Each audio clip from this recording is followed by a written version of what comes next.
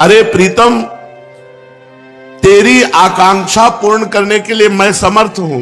तू जो चाहेगा मैं तुझे दूंगा, पर तू मेरा नाम जप कर।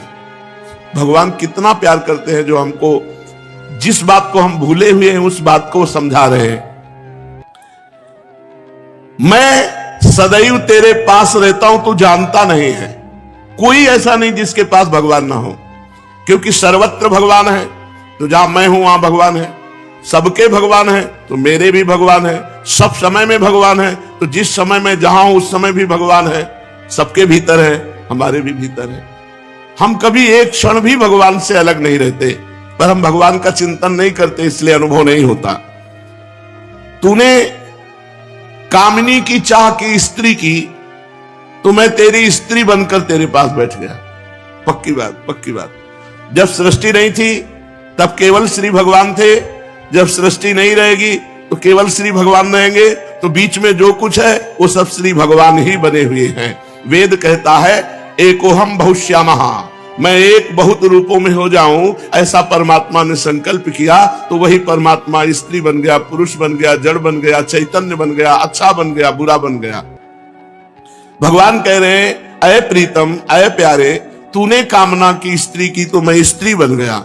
जो जो तू कामना करता है मैं वही पदार्थ बन जाता हूं, वही व्यक्ति बन जाता हूं, वही वस्तु बन जाता हूं। इसलिए तुझे कह रहा हूं, कब तक तू कामना करता रहेगा मेरे को भूल करके? इसलिए मेरा स्मरण कर और कामनाओं का त्याग कर, तो मैं तेरे समीप ही हूं, तुझे ऐसा अनुभव हो जाएगा।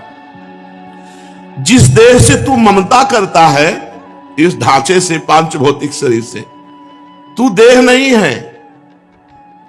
चाहे जो कोई कितना विद्वान हो, बुद्धिमान हो, कोई 50 वर्ष से शरीर में रह रहा है, कोई 40 वर्ष से रह रहा है, कोई 30 वर्ष से रह रहा है। पूछो तुम अपने को जानते हो? बड़े बुद्धिमान बनते हो, बड़े ज्ञानी बनते हो, अपने को जानते हो? तो कहेगा हाँ जानते हैं, मैं अमुक जगह जन्म लिया हूं, मैं अमुक। नहीं, ये तो देह का परिचय दे रहे हो, ये तो ढांचे का परिचय दे रहे हो। जो 3.5 हाथ का ढांचा है तुम्हारे हाथ से, इसका तुम परिचय दे रहे हो। इसमें जो तुम रह रहे हो वो कौन हो? उत्तर नहीं है। तुम कौन हो? तो अपना नाम बता देगा, मेरा अमुक नाम। नहीं, ये देह का संबोधन है। मैं अमुक रूप रंग का हूं, ये देह का संबोधन है। तुम कौन हो? अब चुप हो जाएगा। बस यही बात जान ले तो परमात्मा प्राप्ति हो जाए। भगवान का चिदानंदमय स्वरूप तुम हो। अपने को भूल करके पुरुष शरीर में तो पुरुष मान लिया, स्त्री शरीर में तो स्त्री मान लिया। अरे ओ मेरी संतान, श्री भगवान कह रहे हैं, इस जड़ देह की ममता से ही तेरा पतन हुआ है। इस शरीर से ममता हटा और मेरे में चित्त को जोड़, तो परिणाम में तू देखेगा कि तू मेरा ही स्वरूप है। सोई जाने जेहि देह जनाई, जानत तुम्हें हो जाई। अपने सच्चिदानंदमय आत्म स्वरूप का विस्मरण करके तू भोगों में, प्रपंच में, सब में फंस गया। और यही फंसाव अंतिम समय तेरा चिंतन बनेगा और फिर अगला जन्म उसके परिणाम से हो जाएगा। इसलिए तू लौट, इस ममता और आसक्ति को मेरे चरणों में लगा दे। मेरे नाम का कीर्तन कर, मेरा नाम जप कर। नाम चिंतामणि कृष्ण चैतन्य रस विग्रह, पूर्ण शुद्धो नित्य मुक्तो अभिन्नत्वान मनामिनो। नाम ही भगवान का चिंतामणि है। जो जितना नाम जप करता है, जो चाहेगा वो प्राप्त हो जाएगा। पर नाम पहले पाप का नाश करता है। यहां की जितनी चाहते हैं सब झूठी हैं, सच्ची मान लीजिए। एक कामना की पूर्ति होती है, 2 समस्याएं खड़ी हो जाती है, 2 की पूर्ति होती है, 4 समस्याएं। कब तक हम लगे रहेंगे इसमें? और इसके बाद मृत्यु आ जाती, भारी समस्या, सब छूट गया, फिर नई दुकान, नया मकान, नई विद्या, नया ज्ञान। कब तक भटकते रहेंगे? अनादिकाल से हमारा जन्म होता रहा, हर जन्म में मानते रहिए मेरा परिवार है, हर परिवार छूटता रहा। अब हम कम से कम मानव देह जो मिला है इसे आखिरी कर ले। भजन के द्वारा, भगवत चिंतन के द्वारा हम ये चाह करें कि एक बार तो श्री भगवान को देखें, एक बार तो भगवान का साक्षात्कार करें। पर जीव ऐसा भूला हुआ है कि चाह ही नहीं है कि भगवान से मिले। तो भगवान का नाम चिंतामणि है। यदि आप लौकिक पदार्थ भी चाहते हो तो वो पुण्य के बल से प्राप्त होते हैं। तो सबसे बड़ा पुण्य है भगवान का नाम। खूब भगवान का नाम जप करो। नाम चैतन्य रस विग्रह, भगवान का चिदानंद स्वरूप नाम है कृष्ण। ये कृष्ण चिदानंद में जप कर देखो, बड़ा ज्ञान समाया हुआ है। जो राम राम नहीं कह पाते थे, मरा मरा मरा उल्टा जपे, वो ब्रह्म ज्ञानी हो गए। वो भगवान के पावन चरित्र को रचा वाल्मीकि रामायण में। अगर हम सीधे राम राम जप रहे हैं, राधा राधा जप रहे हैं, तो हमें कौन सा ज्ञान नहीं प्राप्त हो जाएगा। चैतन्य रस विग्रहा पूर्ण शुद्ध नित्य मुक्तो अभिन्न स्वान नाम नामिनो। नामी और नाम अभेद है, भगवान और भगवान का नाम अभेद है। अगर हम नाम जप कर रहे हैं तो मानो भगवान कृष्ण ही कृष्ण नाम के रूप से हमारी जिह्वा में, मानो राधा किशोरी ही राधा नाम से हमारी जिह्वा में विराजमान है। अये शरीरधारी, तू केवल नाम ले, किसी रोग में इतनी बड़ी सामर्थ्य नहीं कि तुझे परास्त कर सके। सच्ची कहता हूं, अगर भगवान नाम का आश्रय ना हो तो दुर्गति हो जाए।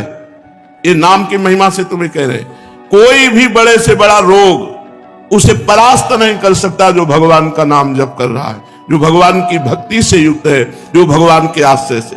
और शोक, चाहे सब कुछ नष्ट हो जाए तो भी भगवान का नाम जप करने वाले के हृदय में शोक नहीं होता।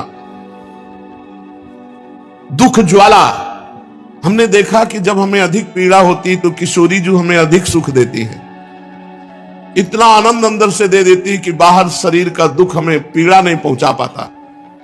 यदि आप दुख से बचना चाहते हो तो भगवान नाम का निरंतर रटन करो, नहीं तो ये संसार ऐसा है, इतनी ओवर थिंकिंग बढ़ती चली जाएगी कि आपको डिप्रेशन में पहुंचा देगी। अगर नाम जप नहीं करोगे, सत्कर्म नहीं करोगे, भगवत आराधना नहीं करोगे, तो तुम्हारा मन ही तुम्हें क्लेश देने के लिए उतारू हो जाएगा। तुम्हारा मन ही तुम्हें भयभीत कर देगा, तुम्हारा मन ही तुम्हें गंदी आदतों में फंसा कर तुम्हें नष्ट कर देगा। इसलिए भगवान नाम, चाहे वो जो नाम प्रिय हो या गुरुदेव के द्वारा मिला हो, उसे खूब जपिए। जो गतिविहीन है, जो भोगी है, जो रोगी है, जो परद्रोही है, जिसमें न ज्ञान है, न वैराग्य है, न भक्ति है, जो धर्माचार शून्य है, यदि वो भी केवल नाम जप करने लगे, कुछ नहीं है अध्यात्म का, शरीर भी पीड़ा युक्त है, मन भी पीड़ा युक्त है, और अगर नाम जप करना शुरू कर दे तो समस्त पीड़ाओं से मुक्त हो जाएगा। देख लो जप करके, कोई भी रोग शोक पाप ताप साप उसको व्यापता नहीं है जो भगवान के नाम में रत रहता है। बस नाम जपना कठिन है, मन नहीं लगता नाम जपने में, इसमें रुचि नहीं होती। अगर हो जाए तो लोक परलोक के सारे सुख तुम्हारे चरणों में रहेंगे और जीवन परमानंद में हो जाएगा। मृत्यु का भय खत्म हो जाता है। भगवान के भक्त की मृत्यु कैसे होती है? जैसे विशाल गजराज हाथी के गले से फूलों की माला टूट जाए, उसे पता भी न चले, ऐसे भगवान के भक्त की मृत्यु होती। नहीं तो जन्मत मरत दुसा दुख होई, बड़ा भयानक दुख होता है मृत्यु के समय, और मृत्यु आने के पहले न जाने कितने दुख पीड़ा पहुंचाते हैं। इसलिए सबसे प्रार्थना है, जितना बन सके अधिक से अधिक भगवान का मंगलमय नाम जप करो। अरे वो प्रीतम, मेरा नाम बड़ा मीठा है, बस तुम निरंतर लो। नाम मीठा है, हमें मीठा नहीं लगता। तो जैसे पित्त बढ़ जाए तो मिश्री मीठी होती है, पर मुंह में डालो तो कड़वी लगेगी क्योंकि पित्त बढ़ रहा है। और उसी मिश्री को रोज नियम से खाओ तो पित्त का समन हो जाएगा और मिश्री मीठी लगने लगेगी। ऐसे ही हमें अविद्या रोग लग गया है, हमारा अज्ञान बढ़ गया है, भोग वासना बढ़ गई है। तो हमें राधा नाम सुधा रसम रसी तुम, जो राधा नाम अमृत है, अच्छा नहीं लगता, लेकिन भगवान नाम एकांत शांत बैठकर जप करने में नहीं लगेगा। अगर आप जपने लगो तो अविद्या का नाश हो जाएगा। जैसे मिश्री नियम से पाओ तो पित्त का समन होकर मीठी लगने लगेगी, ऐसे ही भगवान नाम मीठा लगने लगेगा। जिसको भगवान नाम मीठा लगने लगा, मानो भवरोग नष्ट हो चुका है। अब प्रेम उसके हृदय में जागृत होगा और वो सतरति सतरति सा लोकांत तारयति, वो स्वयं तर जाएगा, स्वयं तर जाएगा, लोगों को तार देगा। भगवान का भजन करने वाले में अपार सामर्थ्य होती है।